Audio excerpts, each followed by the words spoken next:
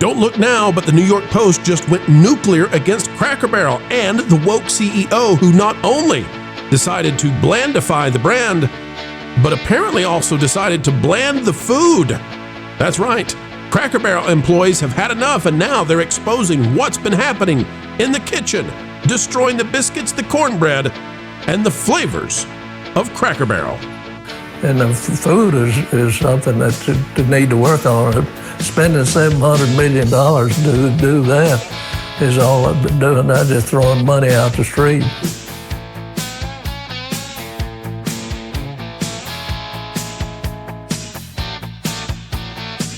All right, it has happened. Cracker Barrel is, not having a good time because the New York Post has exposed the, Uncle Herschel's place. Lisa Fickenschner has the, and I'm just going to say that name over and over. Fickenschner. Lisa, I love your last name. Sorry that you've been driven insane by people doing just that over and over. The New York Post has this article, though. Before logo fiasco, Cracker Barrel had quietly started serving day-old biscuits, microwave meatloaf, and that's coming from the employees. That's right.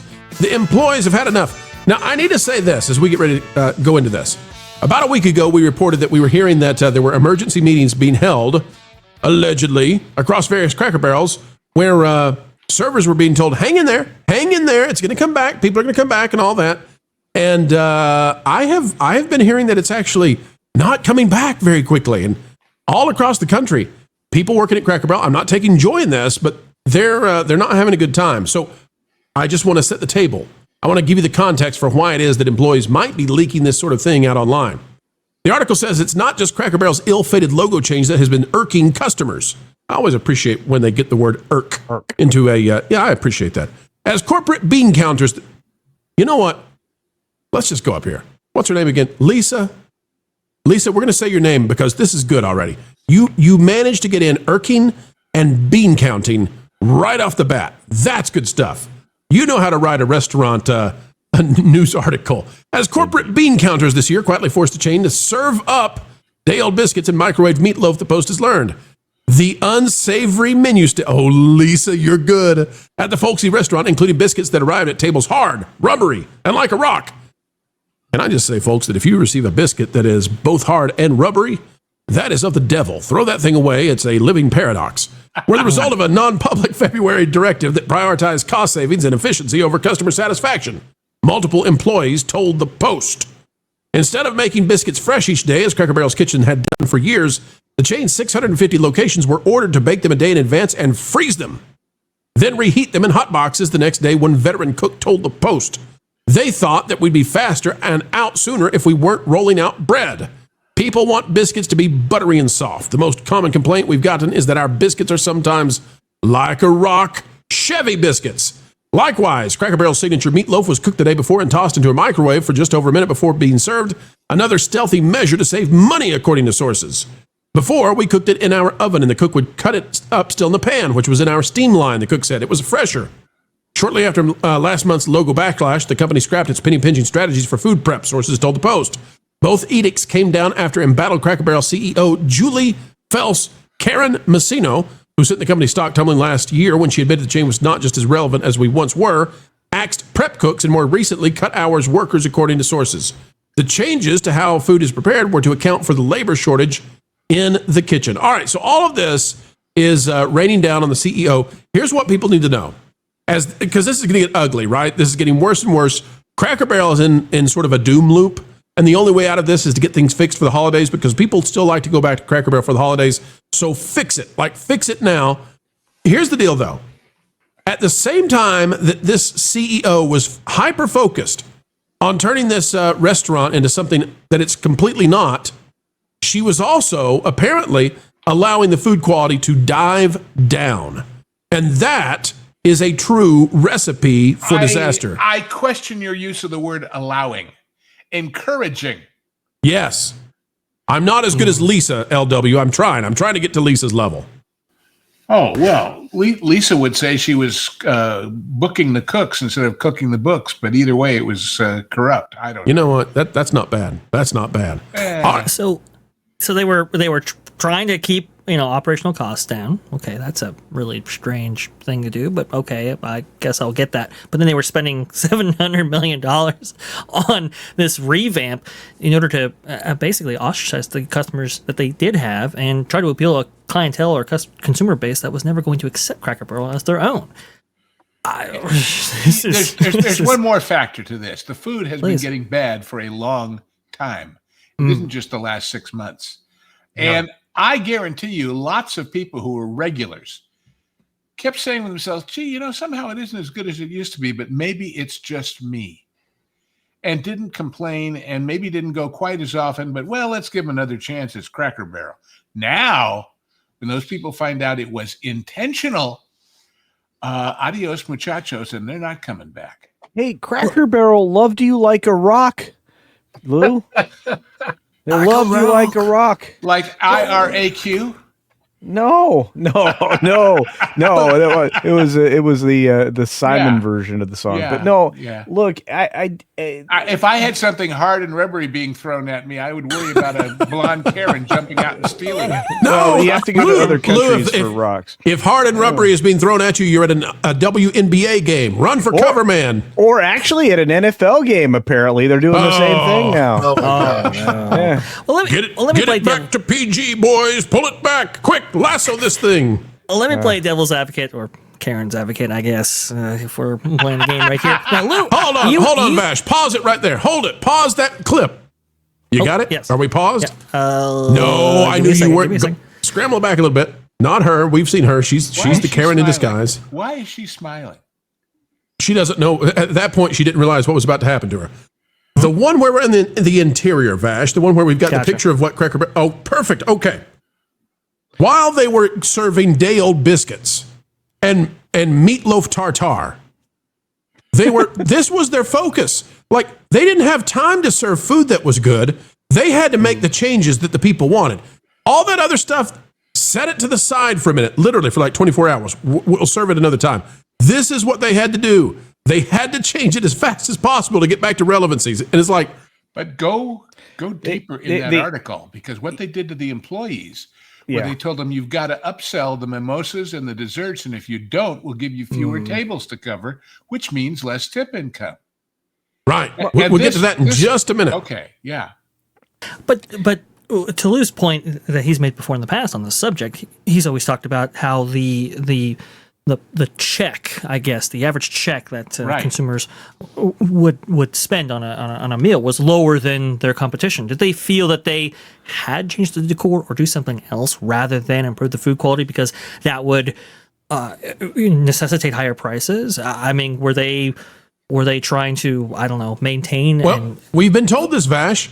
The reason that they were redoing the interiors was because they were attempting to make their stores relevant to the West Coast, where they were failing. And then that was causing their stores in the heartland of America to drop something like 20%. And so rather than saying, you know what, this is failing in the heartland, so we're going to bail on this, or we're going to make regional changes instead, which would have been the right thing to do the whole time, they decided, we're down 20%, so therefore we're irrelevant. We have to double and triple down on what we were doing already. But if your business doesn't work in a market, you just don't put your business in that market. You have 650 stores at the time when they wanted to do the westward regional push and all of that, and those were doing absolutely fine. So why mess with the formula, right? Why did Julie Taco get the job in the first place? They are embarrassed of Oklahoma. They're ashamed of Arkansas. They don't like Georgia. They don't like the places where the population is going and where their stores could have been growing if they had just been serving good food. They're embarrassed of those places. Look, they brought the rainbow to the rocking chair, Pro. That was the thing they were doing. And I have to tell you, without them pulling back on that and kowtowing and bending the knee to the HRC, they're never going to bounce back. Because the woke is out. When people realize that you've changed these things for the nonsense of the woke, they're not going to come back. Lou's was headed down the right path. I think we all were. And the fact that I have to worry about whether or not my meatloaf has been cooked of the 2 times it's been through the microwave, that bothers me. And I don't like things that are hard as a rock that are supposed to be rolls. I don't need to be challenged to try to, use the butter knife that's at my table to put butter in the middle of a biscuit that's not going to open up. Well, let's find out how they managed to make those biscuits be so bad. Here's what they say happened over the last few years under this Karen CEO. Our green beans and pinto beans, turnips, corn, and carrots used to be cooked in the big pots in the stove, but now we put them in pans in the oven the day before. They think it's more efficient, but the corn and the carrots lose their taste when you bake and add too much water. I feel like it's overcooked. Before the cuts, Cracker Barrel's kitchen staff was making biscuits fresh on as-needed basis, but could still crank out dozens in 9 minutes, according to one employee. They're made almost to order. Really, we go through them so fast.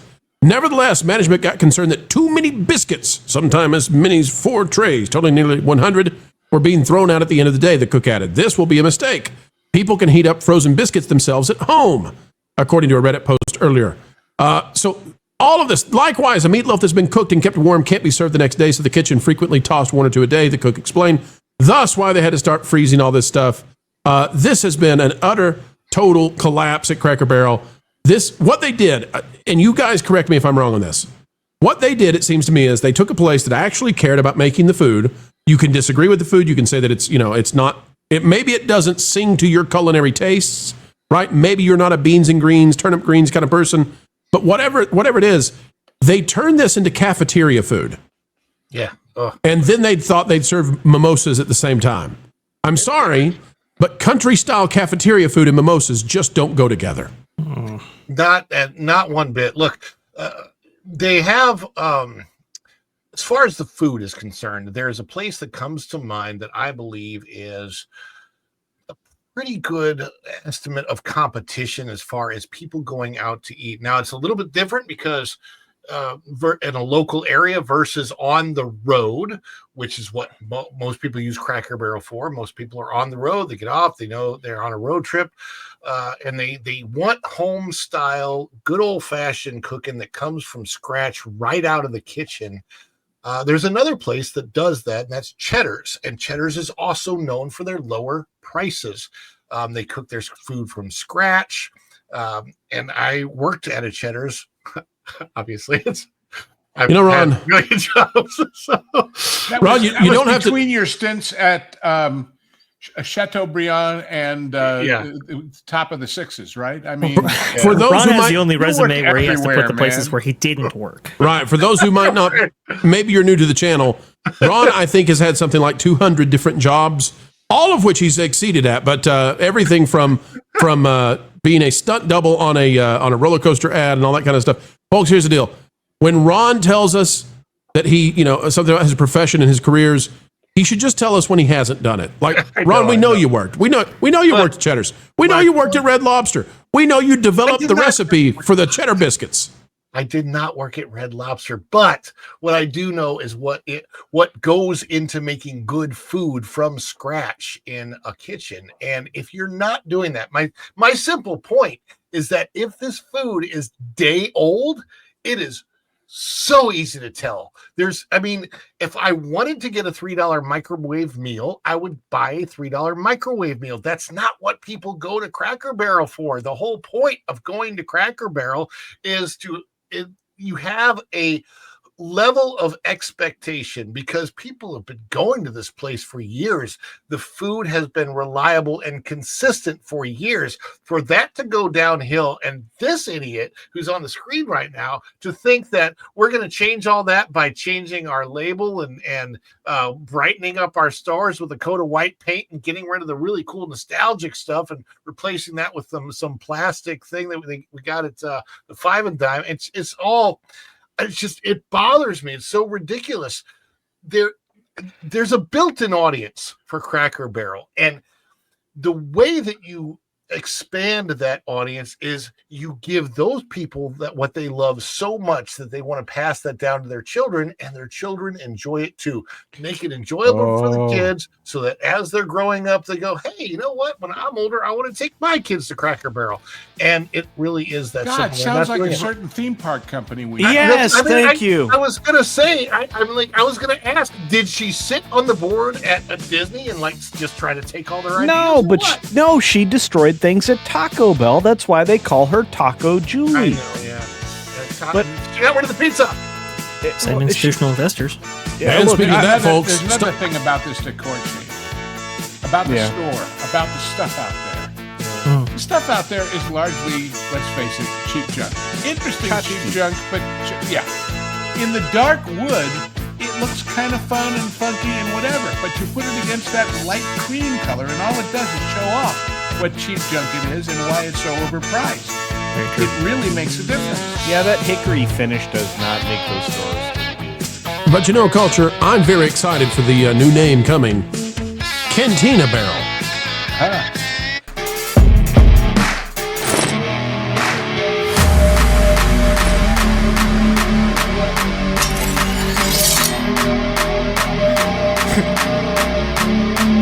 Wilton, what are you doing? Well, word on the street is the culture war has officially made it to the doorstep of that park place. And I realize Jonas has no one there who loves him. So I thought I should go and protect them. Yeah, okay. You know that's not, how you do this, right? Do what? Fight? Don't worry, Floral. I will not be intimidated by a criminal threat. Threat? Wilton, don't be ridiculous. What does it matter to me? I have only one life to lose. I mean, I totally expected you to die walking into traffic, but, They may take our lives, but they'll never take our freedom! Okay, just stop. This is just nonsense. You already have one of the easiest and most effective tools and weapons at your fingertips. My axe? No. The truth. Stay smart and ready to tell and share the truth by keeping up to date with WDW Pro, that park place, as well as Valiant Renegade. And Jonas? I mean, he does things with Vash, and that's not very reassuring.